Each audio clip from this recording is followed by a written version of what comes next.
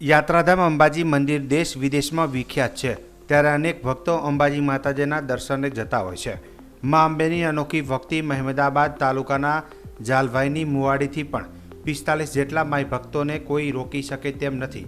ધોમધકતા તાપમાં કાળઝાળ ગરમીમાં પણ માઈ ભક્તો માતાજીના પ્રતિ આસ્થા અને શ્રદ્ધાને લઈ પગપાળા કરી માના ધામે આવવા માટે આતુર બન્યા છે.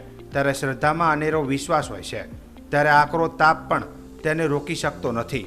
ઉત્સાહ સાથે 215 કિલોમીટર અંતર કાપી પગપાળા સંઘ યાત્રાએ જવા માટે તારીખ 29/5/2024 બુધવારે રવાના થયા છે.